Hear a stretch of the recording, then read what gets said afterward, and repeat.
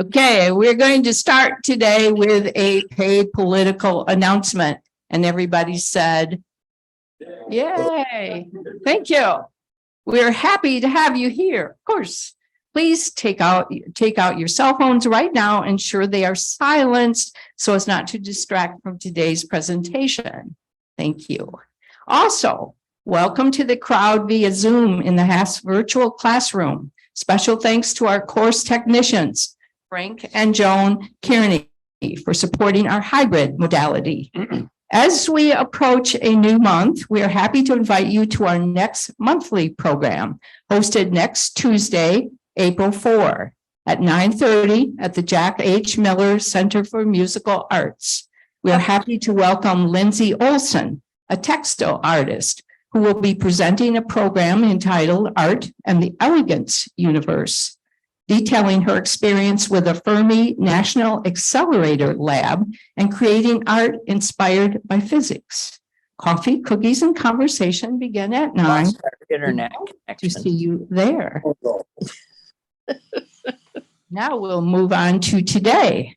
How many of you missed Dr. Bernbaum's presentation last week, Tuesday? A few of you. Okay. So the question I'm going to ask is one that I'm sure Dr. Bernbaum has asked his students in the 40 years or so he's taught. But I'm going to ask it of you today to be helpful to those who missed last week. Will a couple of you present who are here and were here last week share with the newcomers what stood out to you from the previous message? And we have a couple volunteers. Thank you. Yeah. I think that what I enjoyed was the presentation and seeing this list of autocrats that's lining up on the other side of the fence of China, Russia, North Korea, Iran, and it's looking a little bit scary, and the importance of the world politics that's going on here. Thank you. And another? My biggest takeaway with this is not just to save the Ukraine, it's to save democracy. This is the battle between democracy and autocracy, bottom line. Good. Thank you. Thank you for sharing. Now let's learn some new information about Dr. Bernbaum's life. During his 25 years of work in Russia, he commuted between Moscow and Washington, D.C. 106 times. Anybody beat that record? It's a lot of flight miles. When he and his wife moved to the Russian city of Gorky in 1992, which has since been renamed Nizhny Novgorod, they were the first Americans to live in this Russian city, which had been closed to foreigners for 40 years. He wrote Catching the Volga Bug, his account of that incredible experience. Dr. Bernbaum also received the first honorary doctorate degree issued by Nizhny Novgorod State University in 1995, where he had spent a semester teaching. His home has been in the Washington, D.C. area until the fall of 2022, when he accepted an invitation to spend the 22-23 academic year as a senior fellow at the Paul Henry Institute for the Study of Christianity and Politics at Calvin University in Grand Rapids, and that's what brings him here. The Bernbaums raised a large family following the deaths of his sister-in-law and husband in 1974 and 75. John and Marge inherited and raised a second family of 6 children, in addition to their own 3 children. Marge, his wife, died in May of 2020 after a courageous struggle with pancreatic cancer, her 3rd cancer battle. The Bernbaums have 14 grandchildren and 5 great-grandchildren. And you can see a fabulous picture on his Facebook. Much has happened between Russia and Ukraine in the last year, or actually in the last week since we last met. So now it's time to listen to Dr. Bernbaum's analysis of what's happened and his suggestions of possible future scenarios for these two countries. Thank you.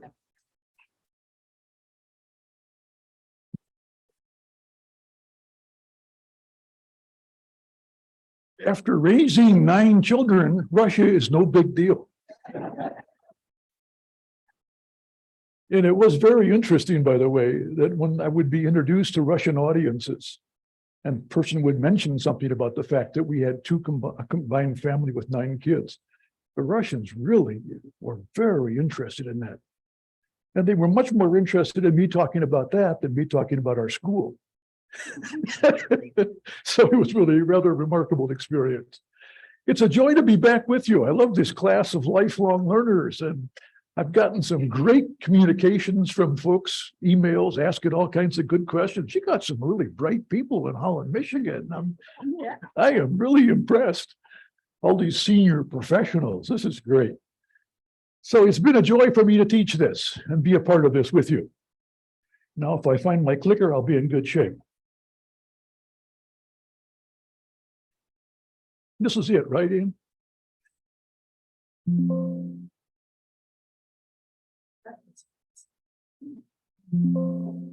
Is this the clicker? Oh, no, I got the wrong one, sorry. You got to have some technical experience to run this kind of stuff, and I don't have much of that. All right, it's been a joy to teach you, but I want to tell you, it is incredibly difficult to put together 2 presentations on this Ukrainian-Russian war, because the situation is so complex, and it keeps changing every couple days. So to try and get you some snapshots or pull out some highlights in light of all these changes makes it a real challenge. A lot of the newspapers are talking about the fact that there's a stalemate or a war of attrition going on between Russia and Ukraine. That's what I would call herd mentality. Journalists start writing the same thing. I'm telling you, this is not a stalemate. This is not a war of attrition, what's going on right now in Russia and Ukraine. There's an enormous amount of activity going on both sides. The front line hasn't changed that much. The principal battle lines haven't changed that much, but the amount of activity going on as these two countries try and figure out how to position themselves, and particularly as Ukraine receives this massive amount of equipment and munitions from the West, getting ready to launch an attack sometime when it stops raining in Ukraine. Because right now the roads are so muddy, if you drive a tank across a field, it'll sink into the mud. So the Ukrainians are waiting for things to dry up a little bit, and they are prepared to launch their attack. So there's going to be a lot of changes. Now, if next fall you're still interested in talking about this war, and I'm wrong and my judgments, just don't invite me back, I'll understand. But I think it's going to be a very different picture when it comes to the fall. Okay, let's talk about what's going on in Russia first. These are the pressure points. I'm trying to give you a little sense now of how we can summarize the current reality in the war between these two countries. And I think a place to start is this International Criminal Court judgment that gave arrest warrants against Putin and his assistant. I'm sure you are aware of that. This is a very important development. It has never happened before in history that the president of a major country has received an arrest warrant. There have been some lesser known dictators who've been convicted of crimes, who've had arrest warrants given to them, but it's never happened that a major president of a huge country like Russia is now called a war criminal, along with his assistant. The consequences are significant. Now, Putin and his assistant just dismissed this stuff. And his press assistant says, This doesn't make any difference for us. These are null and void judgments. We're not members of the International Criminal Court, the ICC, so it does nothing to do with us. That's what you do when you want to just cover up stuff. I've told you before, I'll tell you again, Putin is a pathological liar. That's a pathological lie. He's getting ready, and his staff team was getting ready, and I'll come back to this. What happened? Staff team came back to the fact that his presidential team is now talking about his presidential election in the year 2024. And they had plans for him to travel all over Europe, Latin America. That's not going to happen now. 123 countries said, you can't come here. If you put your foot in our country, you're going to jail. That eliminates a lot of overseas travel for the president of Russia. The interesting little footnote is, have you seen photographs of his assistant, the one who works on this adoption issue and you haven't seen photographs of her. She's a very beautiful young Slavic woman, 38 years old, married to a Russian Orthodox priest, and she's running this whole adoption program and this stealing these kids and bringing them to Russia.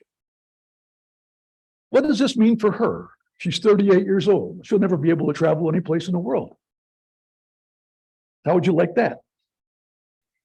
So here are just a couple of examples of the consequences of this kind of stuff. Meanwhile, many of the elite in Russia that gather around Putin are terribly upset about this because they didn't expect it to happen, number one. And number two, how do you make the case for the fact that Russia is a leading voice for traditional values when your president's a war criminal? So it's a serious issue. That's factor number one. Keep your eyes on that. Number two is this threats of independent armies in Russia. We talked about that before. I'm just going to mention it very briefly again. At the current time, there are 4 different armies fighting Russia's war against Ukraine. And there's a minimal contact between these armies. Now, just imagine being in a country and you got 4 different armies, different leadership, and they're not talking to each other. They're competing with each other. It's like a banana republic in Latin America, where this kind of thing happens quite a bit. But this is the Russian Federation. And now you've got 4 competing armies. You've heard about the Wagner Group, I think, if you read newspapers. That man has become a very serious threat to Putin. He was Putin's buddy. He's a criminal. He was in prison for 10 years.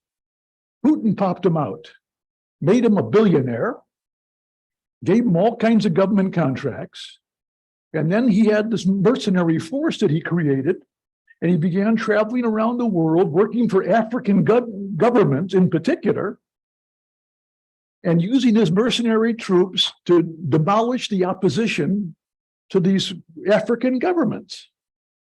So the guy's a murderer. That's what his troops do. Then they started using him in the war against Ukraine. But now, Prigozhin, his name is Prigozhin, now he's starting to talk about his own political career. And he's even dropped several hints that are very clear that he may be a candidate for the presidential election in Russia next year. That's a very serious mistake. You don't do that in Putin's Russia. Putin doesn't want any competition. So this guy has openly declared himself to be a presidential candidate. And he's now organizing political parties. He's developing ideological themes that he can use to propagate his candidacy. It's a serious threat. This would never have happened a couple of years ago in Russia. But because Russia is so broken now, so weak now, this guy can emerge and have that kind of a threat. You've seen the visit of the Chinese leader to Russia. See, did you watch that? I assume you watched some of that on the news. That was a very interesting thing to watch the dynamics of those two presidential leaders. You think those guys are golfing buddies? Huh? No. These guys are not friends. And they're not even partners, although they're sometimes trying to portray themselves in that way. Putin wanted Xi to come to his country because he wanted to ask him to give him military support in a war against Ukraine. And the Chinese leader came, never said anything about supplying equipment and munitions to Russia. He was absolutely silent on that subject. So the whole desire of Putin to get munition support from his, quote, partner never happened. And it's not going to happen.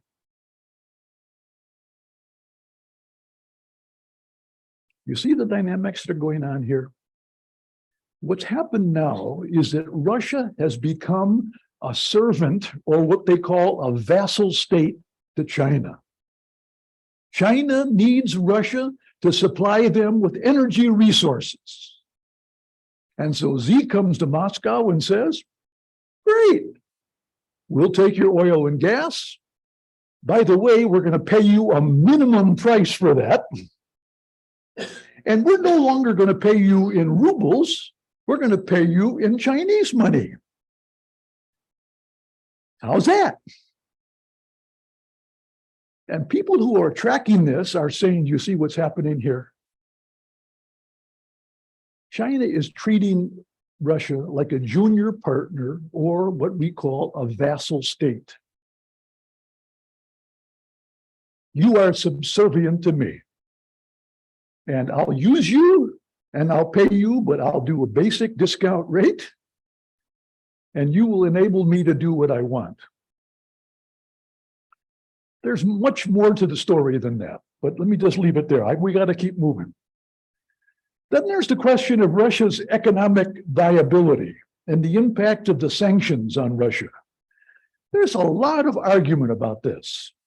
How important are those sanctions? Are they doing anything to really hold back Russia and so forth? So all the experts, I read a lot of the literature from these guys, and I would say they cover the whole spectrum. Some are saying these sanctions aren't making that much of a difference. Russians and other people are finding ways to get around them. Russians are masters at finding ways to get around sanctions. And that's true. And of course, there are a lot of countries, if they can make millions of dollars using these illegitimate and illegal goods and ship them, and they'll do it. But the majority opinion is, I would say, that the sanctions are having a very severe impact on Russia. Putin sometimes says, when he gets rambunctious and presidential, time is on my side. I'm going to win this war because the West is going to lose their interest in Ukraine.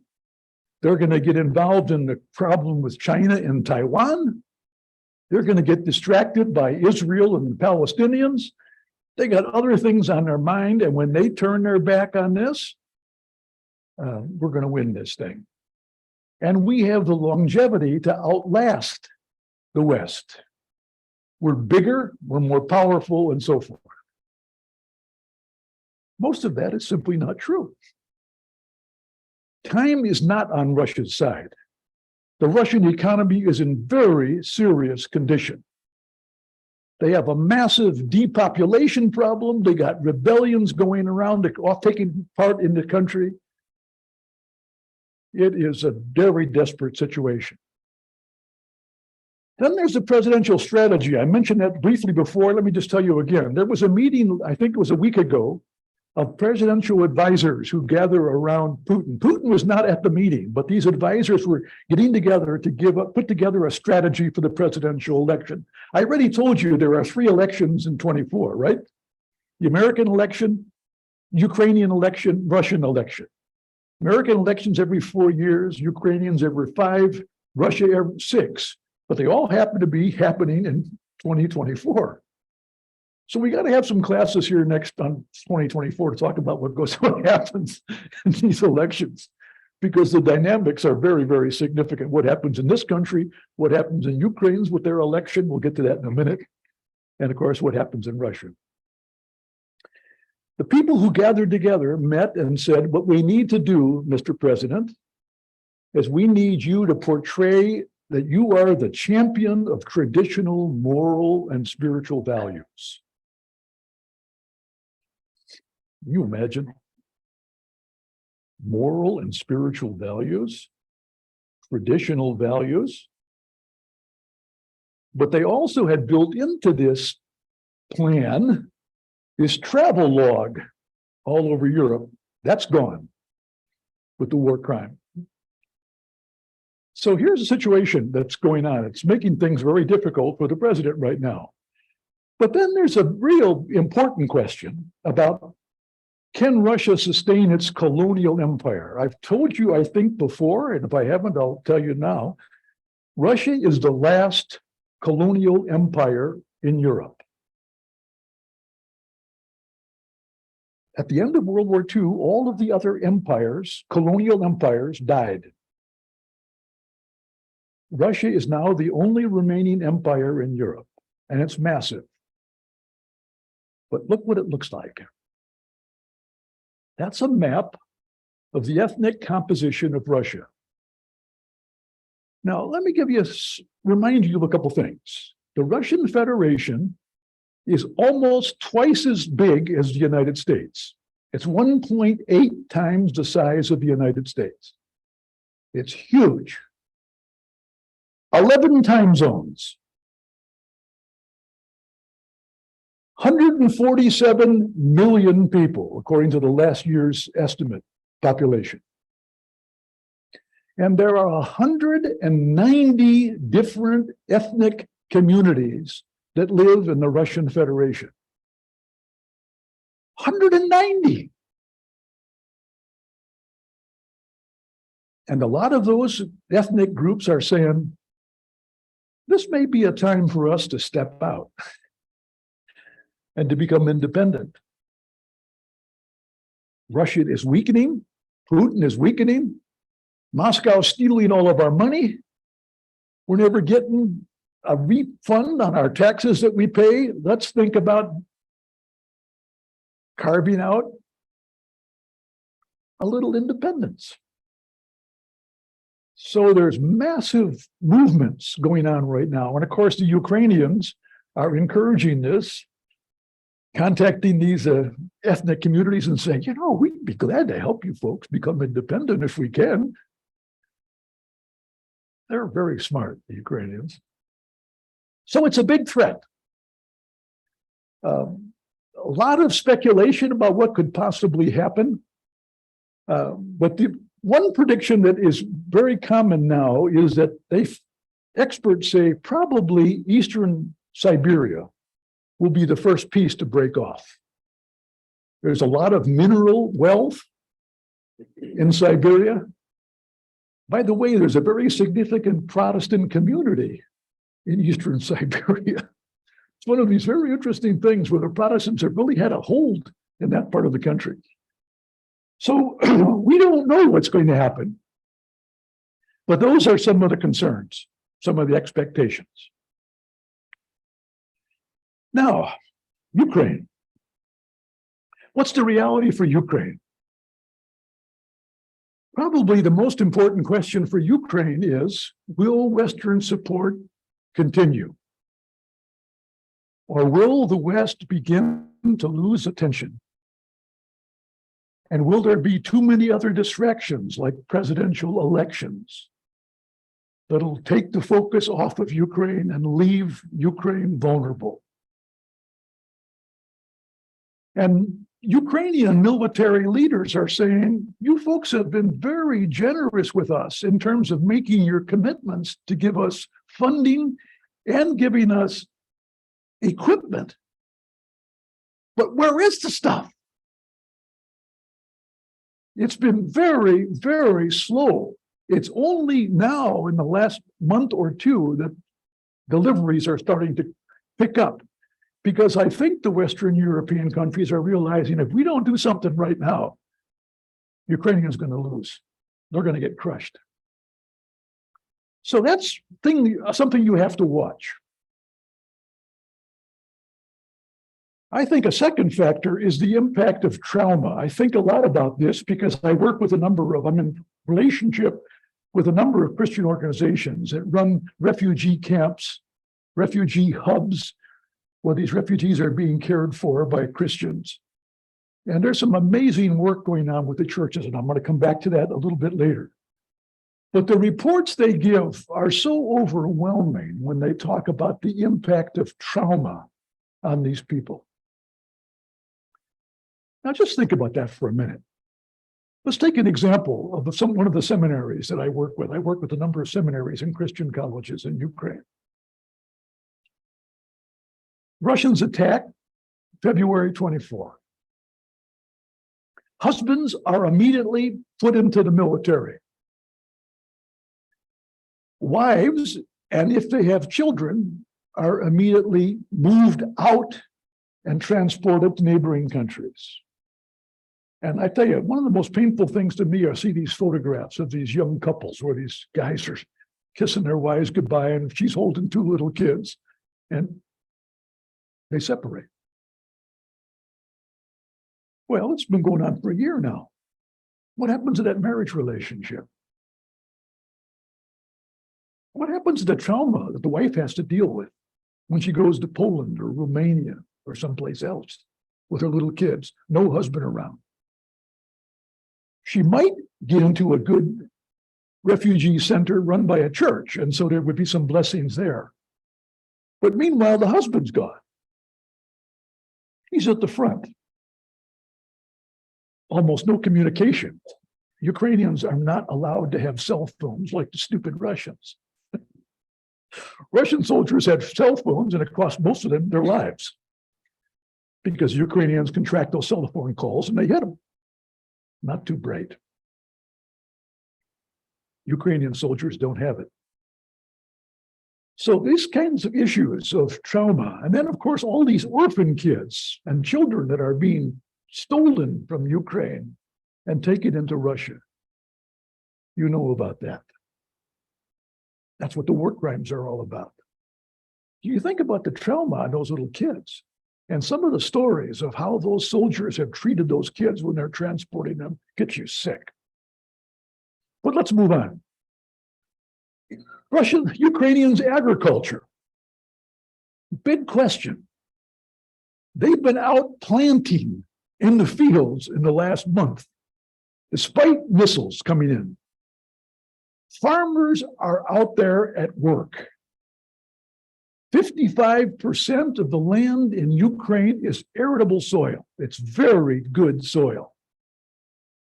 So they got to go out in the fields and they got to look around for these mines that the Russians have planted and pull the mines out of the ground so they don't get their legs blown off. And after they go through their fields and demine their fields, then they're planting. But they're planting with an incredible amount of energy and hope because they believe, these farmers believe, Ukraine's going to win this war. But the big question is, number one, will they have a successful harvest? And number two, will they be able to get the grain out of Ukraine through those North Sea, Black Sea ports? That's an open question. Ukraine's been trying to negotiate with Russia to let those ships come through and pick up the grain and bring it to Africa and bring it to Asia.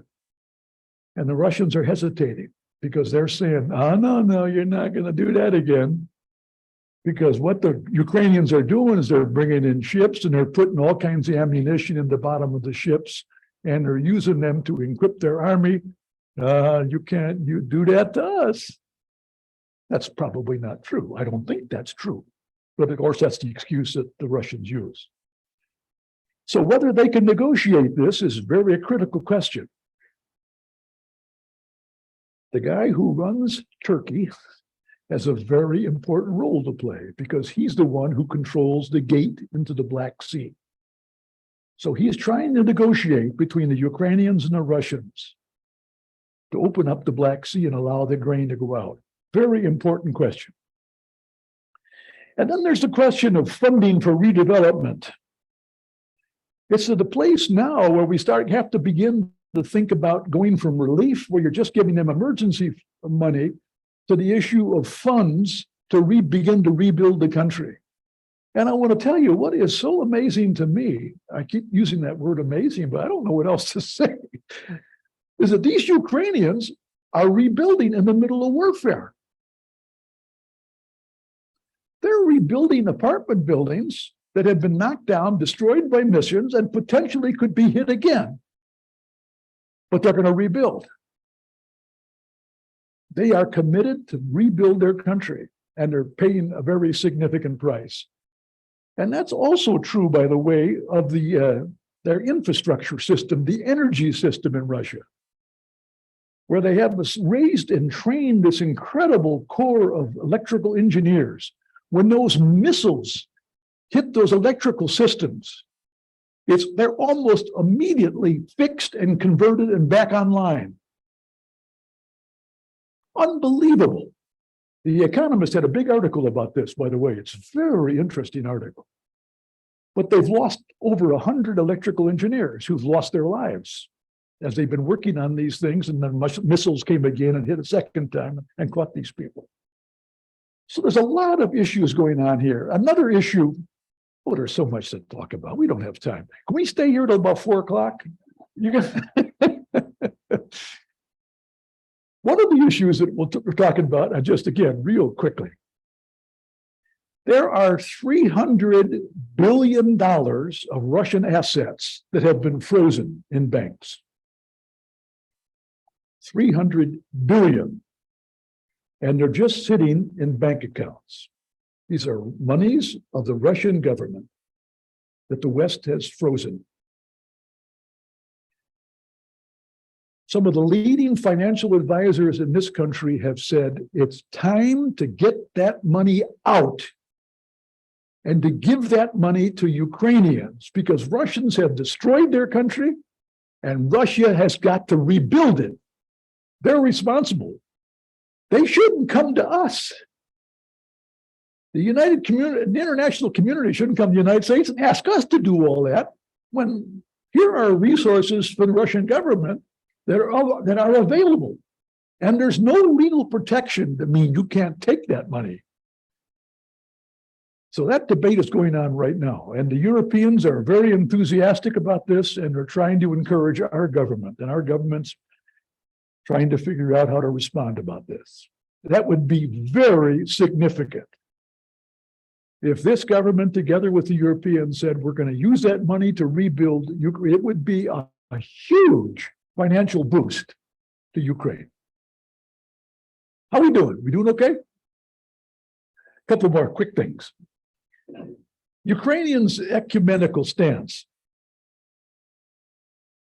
I've told you, I think, before, that one of the things that's so amazing about Ukraine is that the Christian community works together beautifully, unlike Russia, where I worked for 25 years. And Ukraine, Orthodox, Catholics, Protestants, Jews, Muslims work together. They run church centers. They do food programs together. They have some worship programs for the first three communities, Orthodox, Catholics, and Protestants, including Pentecostals. It's remarkable. One thing I am concerned about personally is, will they sustain that after the war? Or will the pressures of redevelopment be too much to hold those communities together? But I'm hoping that cooperation that's been so evident in the war will continue. But if you're looking for things to judge pressure points, that's one. And then the presidential election that's going to take place next year. People have described Zelensky as Winston Churchill with an iPhone. You know about Winston Churchill during World War II, who led Britain through this devastating war against the Nazis.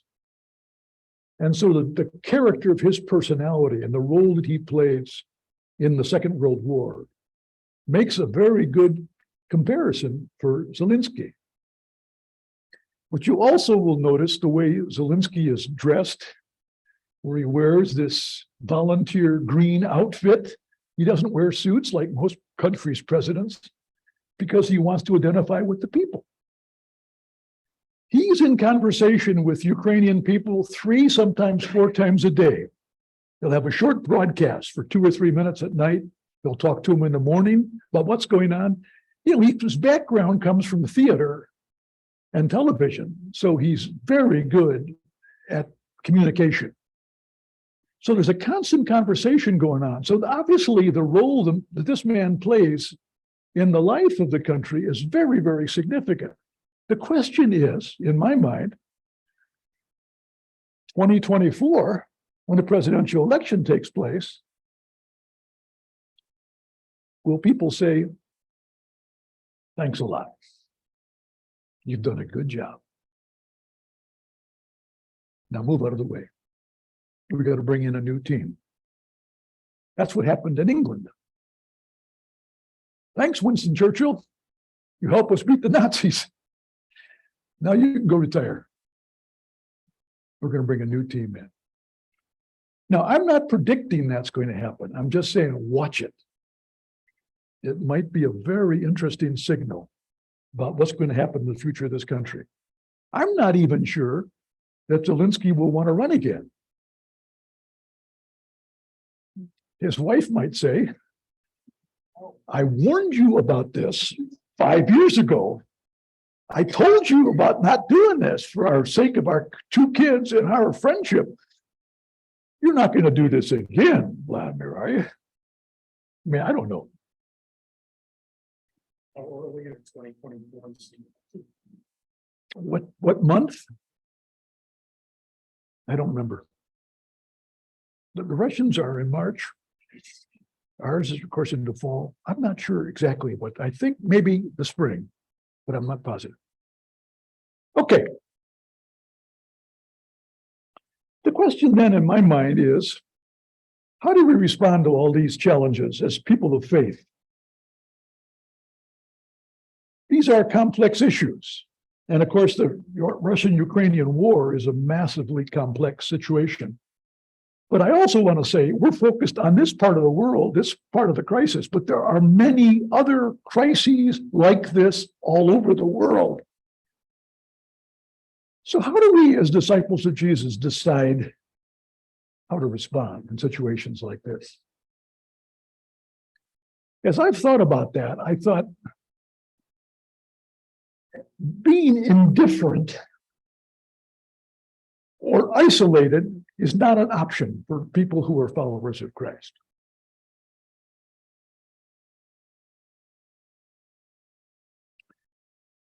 Isolationism.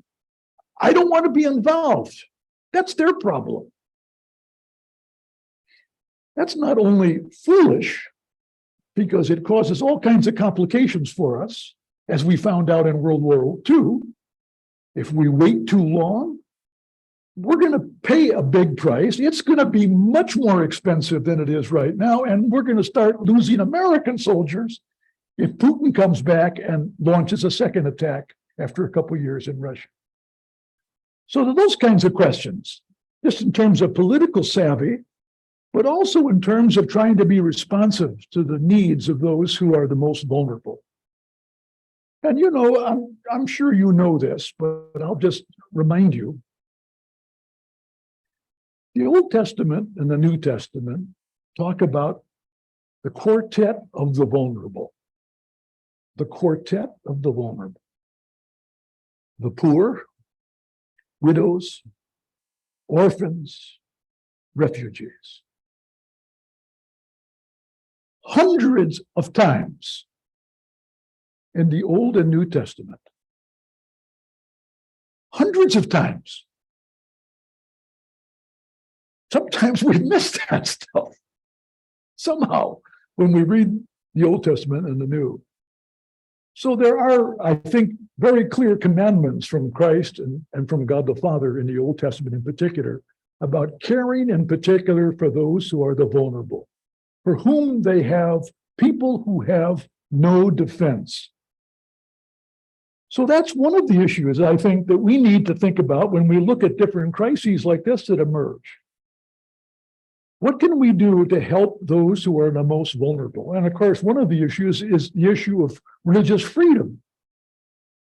So what you have in Russia is an oppressive Russian Orthodox church that allows no freedom for anybody else. And when they come down into Ukraine, they destroy churches, hundreds of churches. They urinate on the altars of these churches, use machine guns to blow out the icons. That's the perspective of the Russian government.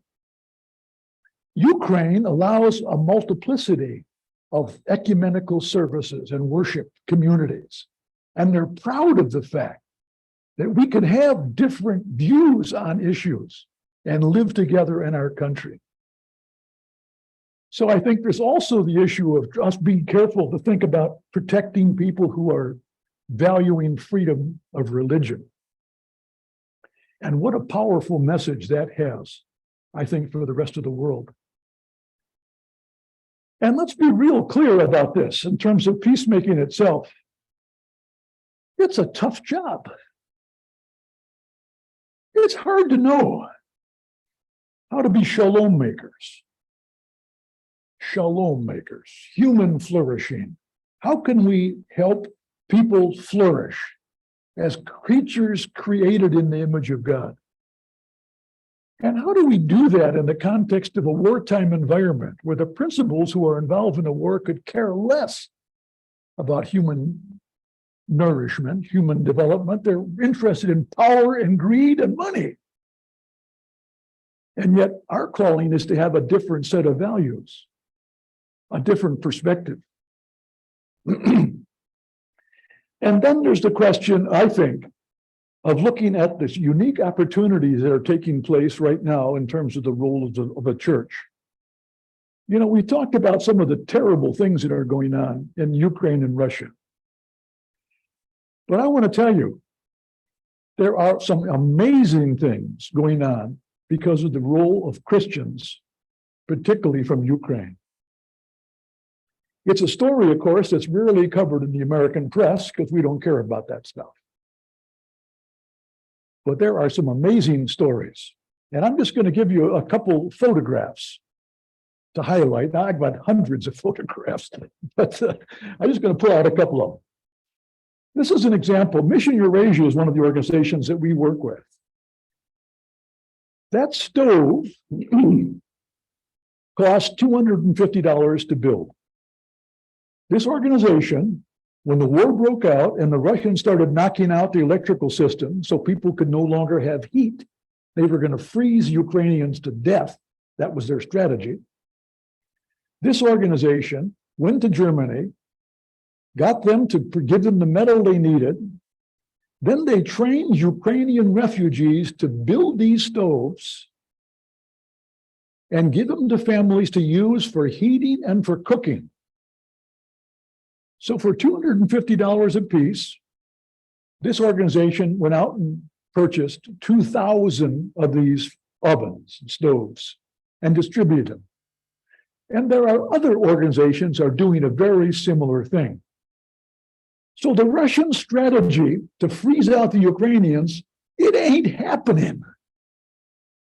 Because the family of faith has stepped in and provided things like this, stoves. And in addition to stoves, they've brought in generators, electrical systems, given it to churches, given it to families, given it to institutions. So now when you go through some of these cities at night, you hear the hum of these generators. And so the Russians, Putin's goal of freezing out the Ukrainians didn't happen, in large part because of the family of faith. And by the way, this organization not only gives out these stoves, they give them a couple of weeks of wood. And they give them, of course, biblical materials. That's just one example. And again, this is one of the organizations I support, but there are many others who are doing this too. But I just wanted to give you a couple of practical examples. And then, of course, the care for the orphans. Unbelievable. I saw a list, I think 2 days ago, of 49 organizations, nonprofit corporations, that are actively working in Ukraine. Charitable organizations, most of them Christian, but not all of them. Bethany Christian Services is one example. Some of you may know Bethany, but there are others. And so this organization does a lot of that work too. So orphan care is a high priority for a lot of these organizations because these are from the quartet of the vulnerable. These are the people who need help the most. And then, of course, the whole idea of food and medicine. It's just unbelievable what Christian community has done in terms of shipping in products, medicines, sleeping beds, cots. Unbelievable. In November, I went to Nashville, Tennessee, and we had a conference on the war in Ukraine, and we brought in about 15 people from Ukraine, and the other 85 people were people who were involved in various ministries that dealt with Ukraine. And we sat together for a couple of days and just talked about the reality of what's going on in that country. It was overwhelming to hear these Ukrainians. You got an Orthodox priest who gets up and talks about what the Orthodox Church is doing to collect food, take care of orphans, do medicine, showed photographs of things that the Orthodox Church is doing. It was thoroughly impressive. Then the Catholic bishop gets up, really great young guy. I love the guy. Anyway, he talks about what the Catholic Church is doing. Same thing. Food programs, medicine programs, bringing in trucks loads of food, going into areas where there are no foods available to these people. And then the Protestants got up. Baptists, Pentecostals talked about various ministries they had, and they showed us photographs of that. Then they showed us photographs of the refugee camps. Unbelievable. I saw a photograph of a warehouse in Poland where they showed this huge open warehouse space with cots, 1,000 cots. Second floor, 1,000 cots. Can you imagine? You're a refugee, got your kids with you, you go to Poland, and you wind in warehouses like this. Now, fortunately, they didn't have to stay there for long periods of time because the Polish people have been unbelievable in terms of opening their homes to these refugees. But that's the kind of reality they had to live in for many days. So I'm trying to say to you that the opportunities for ministry are overwhelming. And of course, for a lot of these NATO countries, Poland, Romania, Hungary, the impact of these refugees who come in and are very serious about their faith because they're Christians, and they begin to share their faith with the people who are housing them. And then we see the birth of all these new churches. So God is using these vehicles to plant churches, to start new Christian communities. I mean, it's a wonderful story that you don't hear about very much. You hear about the difficult things, but you don't hear about these kinds of good news stories. Let's read this together. Anne Applebaum is a person that I rely on very heavily. She's a journalist, historian, knows this area very well. I think Anne Applebaum speaks about 6 different languages. So she moves around. But I read this and I thought, what a beautiful statement.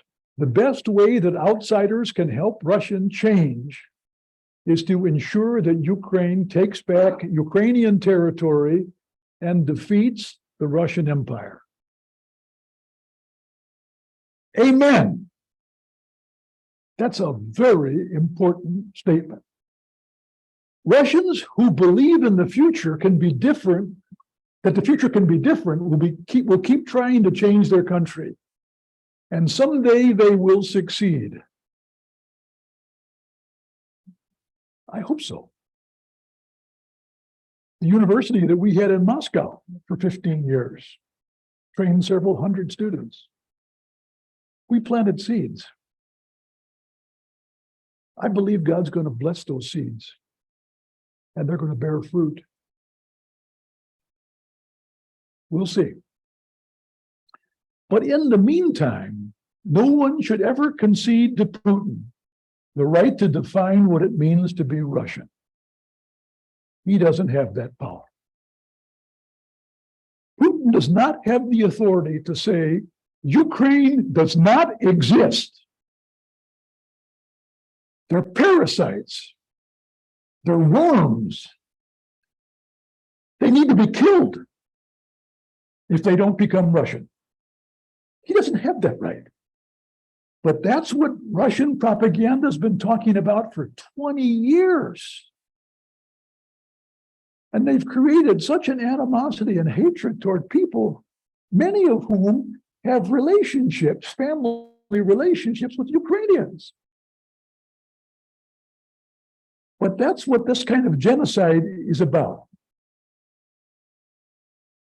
And his bombing of these cities, particularly in the last couple of weeks, he's bombing cities where the majority of people who lived there were Russian-speaking Ukrainians. And part of the argument he used for justifying his attack on Ukraine is we're going to go in there and protect the Russian language speakers because the Ukrainian government is doing things against them, taking advantage of them. Yeah, right. Zelensky says the Russian speakers in my country got much more freedom than they do in your country, pal. And he's right. But now we see the reality of that lie because he's bombing these cities. And some of these pictures, I saw a couple of them this morning. Oh, my land. These communities are being absolutely decimated. There's not a building standing. They keep hitting them night after night after night. Complete rubble. It's like Putin's saying, if I can't have it, you can't. If it's not mine, it's not going to be yours. So the argument of trying to get the Ukrainians to surrender, I mean, at this point is very clear. Ukrainians aren't going to give up. There's no way they're going to give up. The only justification for this is just merciless horror, torture on the part of this man. So it's complicated. Now we got plenty of time to talk. I hope that was a helpful conversation. I'm wide open to your questions. Yes. Can I get This may be I don't know, it's an appropriate question, but what percentage of Can I get some water? Can I get some water? what percentage of the population lives east of the Urals in Russia compared to west of the Urals? Is it, you said 147 million people. Is it like 100 million west of the Urals and 47 east, or and also land mass? Do you have any idea what the relationship is there of the Urals, west and east? You must think I'm a lot smarter than I am. No, you seem very knowledgeable, so I asked. No, I can give you some, I can make some comments about that, but I don't know. I can't give you percentages. Obviously, the most significant part of the wealth of the country is west of the Urals. I've not been east of the Urals. Thank you. When I started just going to give you a little footnote, this is free. When I started the program, our college, my desire was to visit every town that our students came from. That was really crazy, but that was my thought. I'm going to go see every town these kids come from. I can learn about Russia since I'm here. But then the first year our school opened, we had students from the West all the way to the Pacific Ocean. They came in from all over the country because they found out about this school. And so they began to come to Moscow. So I thought, oh, my lands, how am I going to do this? But I thought I need to start traveling. I want to see their background. I want to go to their churches. I want to see what their pastors are like and so forth. But I never got east of the Urals. I would say my estimate would be, and it's just completely a guess, I would say in terms of population, east of the Ural Mountains, 15-20%, maybe less. There are vast places, that's probably too high. There are vast places where people have gone into Siberia now and said these villages are empty. People have fled. And so you go into some of these towns and there are just buildings there. Nothing else going on. So it's a very depopulated area. The Chinese are going, this looks very interesting. And so they're starting to build roads, railroads, automobile roads for trucks. These Chinese are thinking ahead here. So I think there's a lot of opportunity for them to go in. Now, that's part of it. The other part of the story, though, is particularly in the east, as I mentioned already with Siberia, that's the mineral-rich area. Natural gas, oil, minerals, unbelievable wealth there. So you got resources, but a very low population. So it makes a very difficult country to control. Does that help? That's as close as I can get. Sorry. Yeah, I got a question. First of all, that quote by Anne Applebaum, that is awesome. Say it Says again? it all. Sorry. The quote that you put up there from Anne, I appreciated that. Thank you. Is that a book by any chance? The Russian Empire Must Die? Or if that's not a book, is there a book you recommend to us readers who are trying to understand Russia? I mean, there's probably many, but I'm just wondering with your expertise. So first question is The Russian Empire Must Die from Anne. Is that a book or No, what is one you recommend? no, that's just an article. Oh, boy.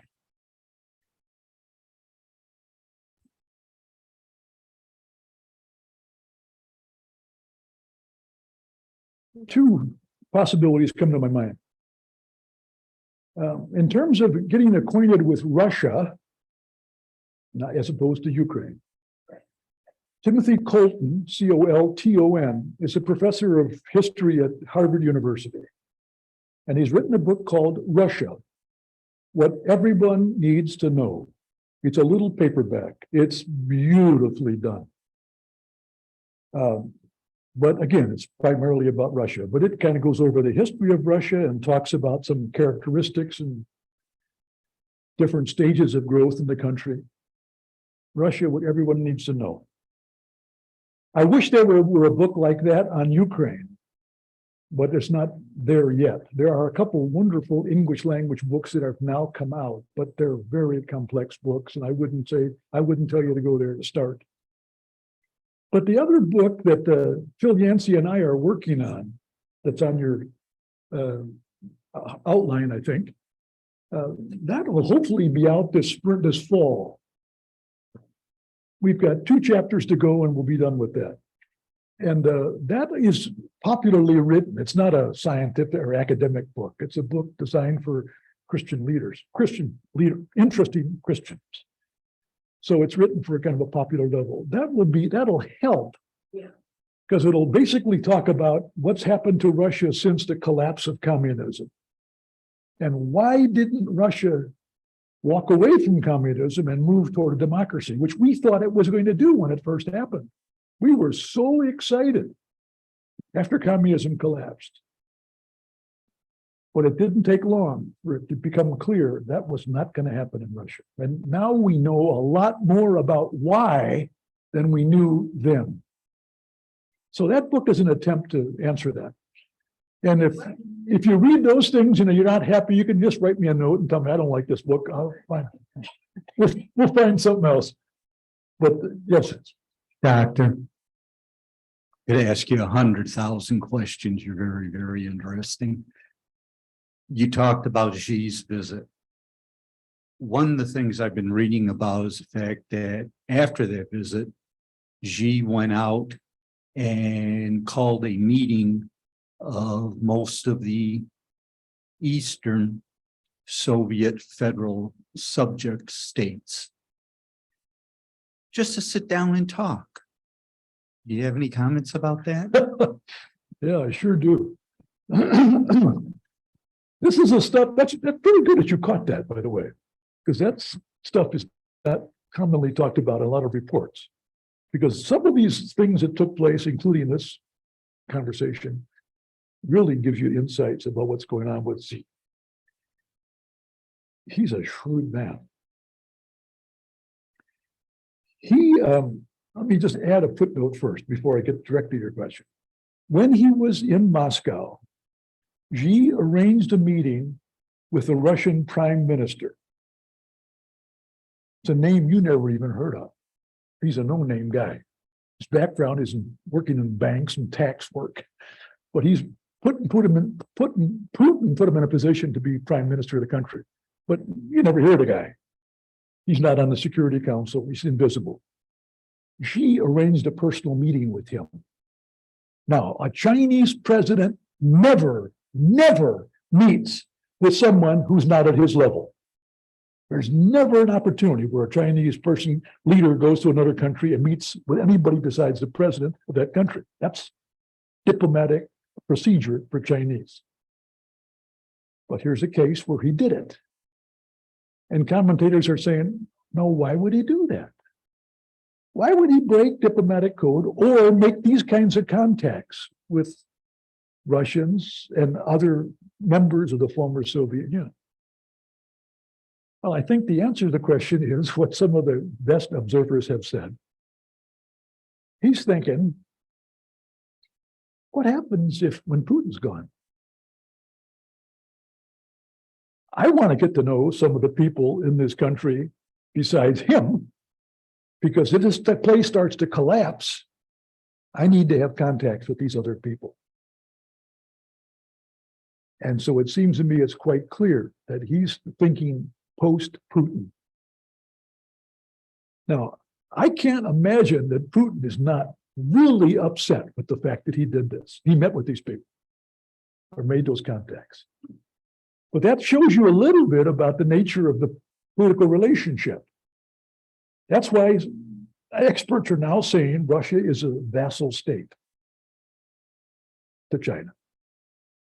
A place where you go and the vassal leader says, you pay tribute to me because you're my vassal. That's what's going on here. So it's a little bit beyond your question, but that's kind of the thrust of it. He's anticipating the possibility of radical change in Russia. And he wants to make sure that some pro-Western person isn't chosen, or one of these mercenary leaders like Prigozhin with his Wagner group, that he doesn't take over. That'd be worse. They want somebody that would be in his autocratic camp. It's a long answer to your question, but that's where we go. Yes. Could you explain Article 5 of NATO, what it is, and could it be triggered in this situation? Yeah. You know what? I think I have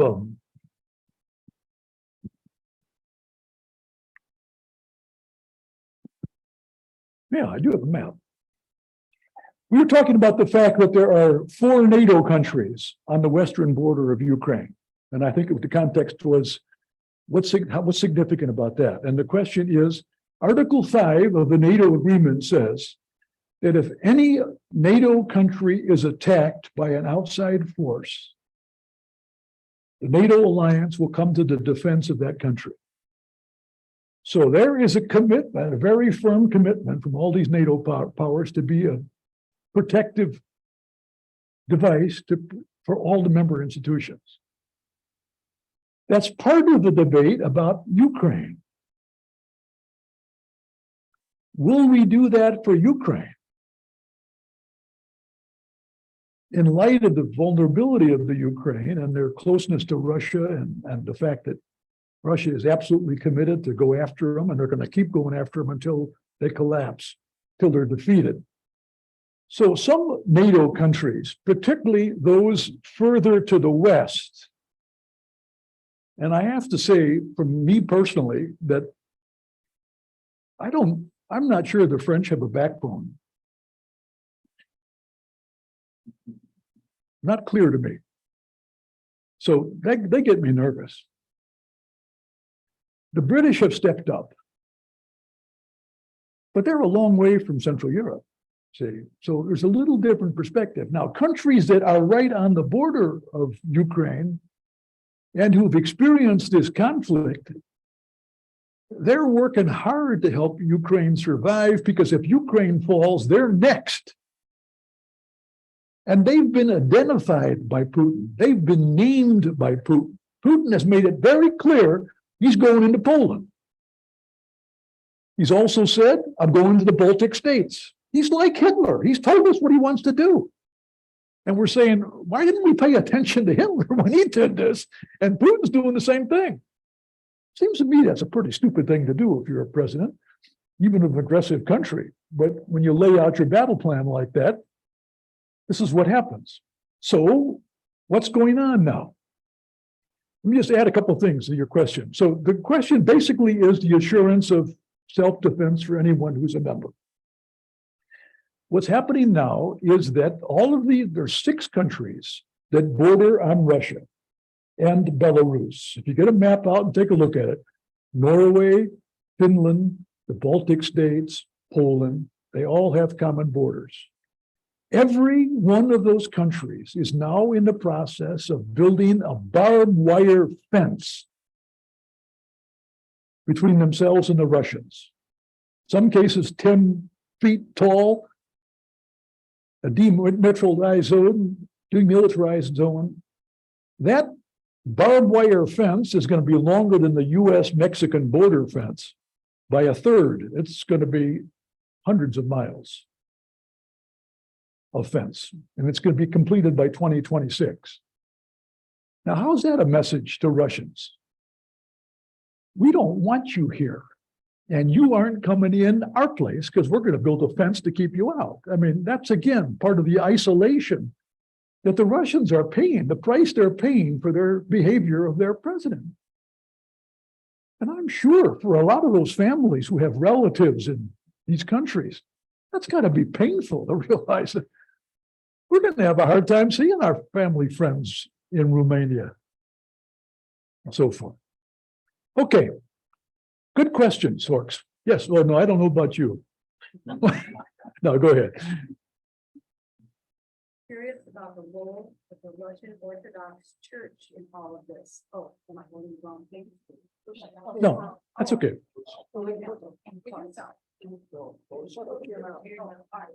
Curious about the role of the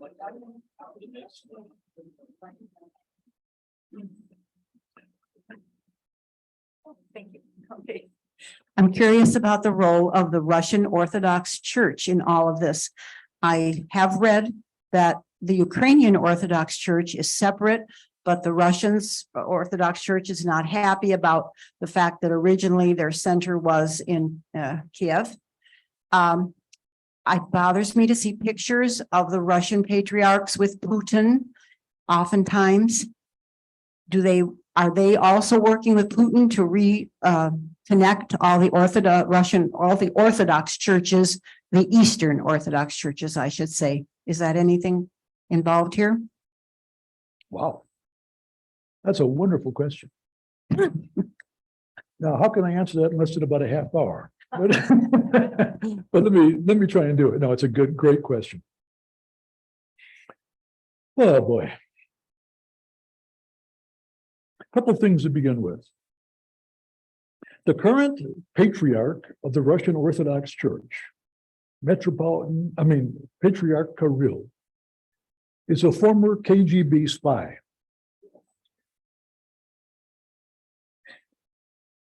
We know his code name. We've seen correspondence that he reported when he was a spy wearing a priestly uniform. The previous patriarch, Alexei, was also a KGB spy. We know his name, and we've seen reports that he submitted. So here you have the 2 most recent leaders of a church who have been part of their security network for years. the Russian Orthodox Church was butchered by the communists when they took over the country in 1917. They massacred priests, killed off leadership ranks of the Orthodox. They persecuted the Orthodox Church beyond belief. Scholars say it's the worst persecution since the Roman Empire. So there's that long history of persecution that goes on. Then these Communist Party collapses, and these new people emerge in leadership like Putin. No one's ever said, boy, we're sorry for what we did to your church. There's never been an apology by anybody in the Russian government for killing all these people, Orthodox believers. That's the context. So now a guy like Putin comes along, realizing he needs the support of the church because he's in trouble. So he's developed this relationship where the church now becomes one of his support bases. And they give him an ideological foundation to build his political life on because he's in trouble politically. So what does he do? You know, he becomes a great funder of the Orthodox Church. He gives back all these stolen churches and all the land that was taken from the Russian Orthodox Church. Putin and Yeltsin gave all this property back. The Russian Orthodox Church is now the largest landholder in Russia. And Kirill, this is more detail than you wanted probably, but a couple more things. In Kirill's previous job, before he became patriarch, he was given a monopoly on cigarettes that were distributed in his country from Soviet distributors. He made millions of dollars. Now, can you imagine a person who's a bishop and patriarch, that's how he comes to his wealth, selling cigarettes, getting 10% cut or 15% cut. So there's been that kind of relationship between Putin and Kirill for a long time. Now, a couple other quick thoughts. Just like Putin's miscalculations in terms of what the war was going to achieve for Russia, the same thing happened to Kirill. Kirill's vision was, I'm now going to become the patriarch and the leader of the global Orthodox community because we're going to rebuild Russia's strength, and I'm allied with the Russian president, and so all these other Orthodox countries are now going to become part of my kingdom. Boy, was that stupid. So what happens immediately when the war takes place, and of course it's the antecedents there are the conflict that's been going on between these two countries for 20 years. But these Ukrainian Orthodox leaders split off and developed their own church, Ukrainian Orthodox Church. And then they went to the historic leaders of the Orthodox Church in Constantinople, and Bartholomew gave them a blessing to become independent, which really got Kirill angry and got Putin angry because Putin said, the church is ours. Now, almost every other Orthodox country in the world has nothing to do with the Russian Orthodox Church. They want no relationship. They're a bunch of criminals. So any ambition that they had, any dream he had of being the one in charge of all these churches is completely shredded.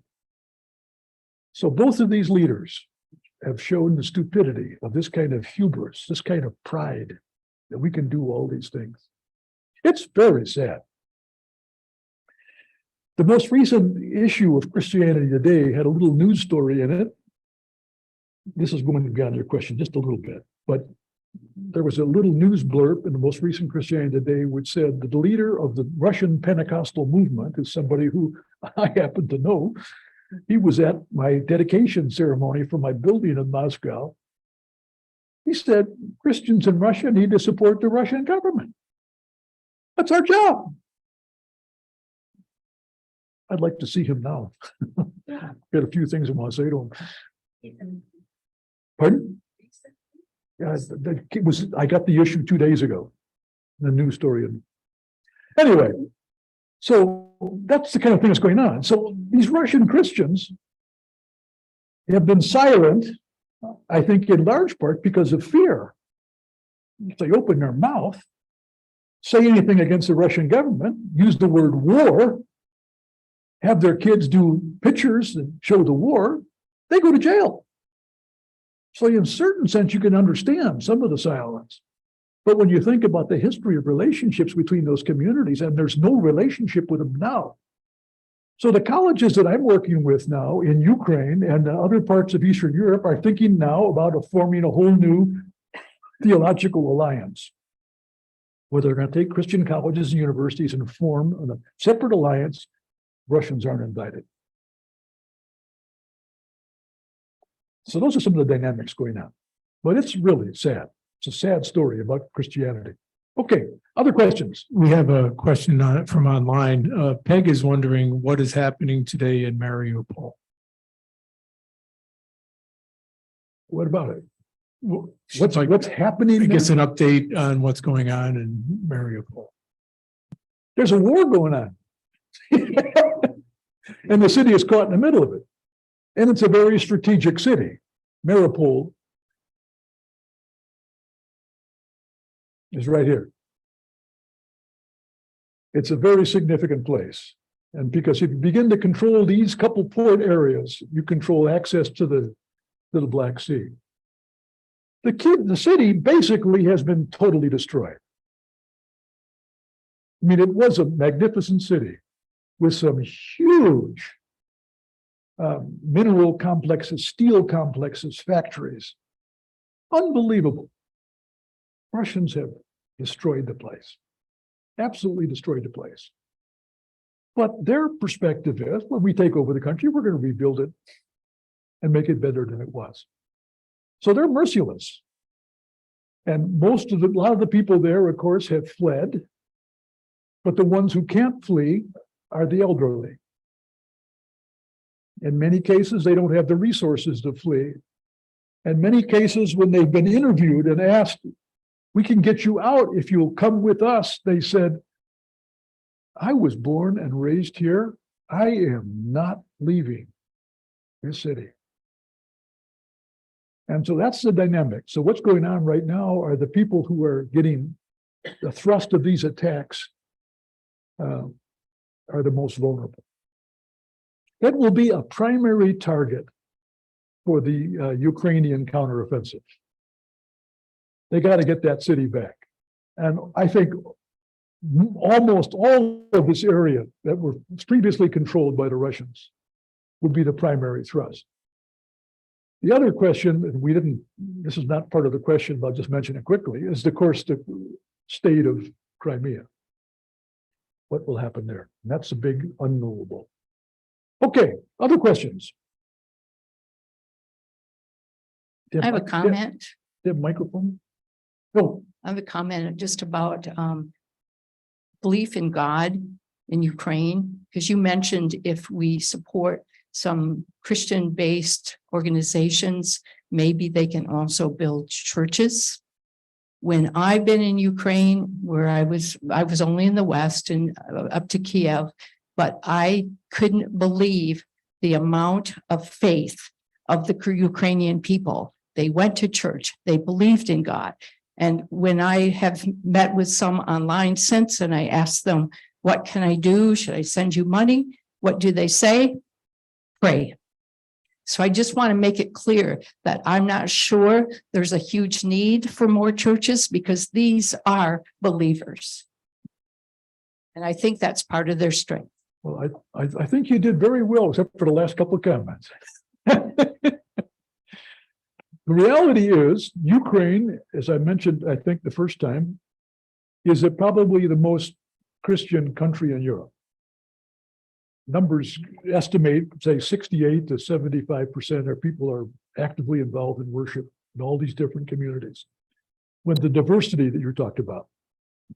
And their ministry, as I just mentioned a little while ago, as they have even fled, they brought the gospel with them. So it's just an incredible story of their testimonies. And also of the young people that stayed behind and continued to help those who are the most vulnerable. So the testimony of the people of faith is overwhelming. I hope we do more than just pray. There are huge financial needs. There's some personnel needs. There are people who have expertise in trauma. There are financial advisors that could play a role here. There are business people who could play a role. There are a lot of opportunities for us to be helpful beyond just prayer. But certainly prayer is a key piece. Yes, go ahead. How porous are the boundaries of the Ukraine? And especially along where they're the part of Ukraine that is for mainly Russian. Is theirs any more porous than other areas? Is there many what? Pardon? What'd you say at the end? Are their borders more porous than the other part of the Ukraine would be? That people come. The borders are porous? That's what you're asking me about? I'm not quite sure of the thrust of your question. Let me see if I can help. I think what's important to understand is this eastern region of Ukraine was the area where the Soviet Union put most of its investment in terms of military and industrial development. And they moved in a lot of Russians into those communities to run these industries and make massive amounts of money. So there's been, those areas have been primarily Russian-speaking communities. But what has become clear, even in this war, is that the fact that you are a Russian speaker has nothing to do with your political allegiance. You speak Russian because your family spoke Russian, but you're Ukrainian. So, and that comes out, by the way, excuse me, that comes out really powerfully in this book. I'm going to talk about this book in a minute. That comes out very powerfully in this book, where the author says, you don't make distinctions on what language you speak, because in Ukraine, they speak all kinds of languages. There's all kinds of people who live, Greeks and Slavs and Turks and Hungarians and Cossacks, and everybody goes, that's great. Welcome. So Ukraine emphasizes the rich, multiple diversity of their country. So part of the issue is, what do we think about these Russian-speaking Ukrainians? And I think when they had the vote for independence in 1991, the Russian-speaking Ukrainian population voted overwhelmingly in favor of independence. That's a very important sign. They're Russian speakers. They come from Russian backgrounds. Maybe they even have some Russian connections. But they don't want to be tied into Russia. They want independence for their country. And yet Putin says, I had to go there and protect them because the Russians are taken advantage of. Well, that's the lie. Let me just tell you about this treasure, this wonderful book I just was introduced to a couple of weeks ago. I have it on I'll go back to my overhead. This resource. Now, I know this is a very bright audience here. You've got people in this audience. You love culture, you love history, you love music. You're so smart. I'm impressed. I've got some friends here who are just really smart people who love art as well. This book is about Ukrainian culture. It's just came out. It is absolutely magnificent. And what he is trying to do is to say, Putin tells us we don't exist. We don't have any culture. They're trying to destroy our culture by destroying our museums, our libraries, any book written in Ukrainian, they burn. And this man is saying, there's 1,000 years of history of Ukrainian culture. And take a look. So he walks through the history of this. So you have beautiful photography. And I mean, there's all kinds of great stuff in here. So anyway, let me just give you an example of things that would really help you understand the culture. You know, I want to say real quickly, we got a minute or two. You know, when I did my study of Russian history in graduate school, I spent 7 years getting a PhD, and you spend a couple of years just studying Russian history. And you're talking about studying the Soviet Union, made up of 15 different republics. But the reality is most of the coursework we took was about Russia. We didn't talk about Ukraine. We didn't talk about the Central Asian republics. And scholars are saying right now is that the academic community has facilitated this by dismissing the fact that Russia was an empire and controlled all these other people. They just give you courses on Russian history and Russian authors. So I read all this Russian literature. I love it. I loved it. But I was never even talked to about books written by Ukrainians. Well, that was a long time ago. Now I'm an old guy. But things haven't changed. I think I was told about a year ago that there's only one course in Ukrainian history in the country, taught at Yale University by Timothy Snyder, who's an amazing guy. He's an amazing guy. And that course, by the way, is online and it's free. But that's the reality. So most of us had no idea. Most of us, when the war started, had no idea where the Ukraine was. But now that we've seen where it is, we don't know anything about the culture.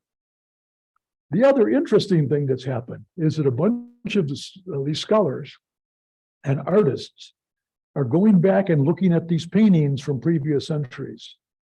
Paintings that were credited to Russian artists, and they're saying, that guy, that woman, is not Russian, Ukrainian. So they're evaluating a lot of this previous work right now. So it's very interesting. So you're on the cusp of a very interesting period of time right now. And that all comes free with your tuition for this course. So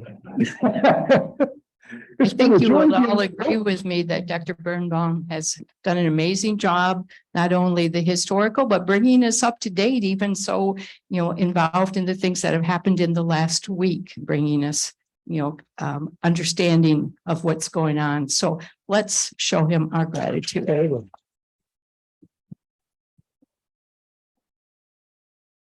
Thank you, folks. Y'all come back.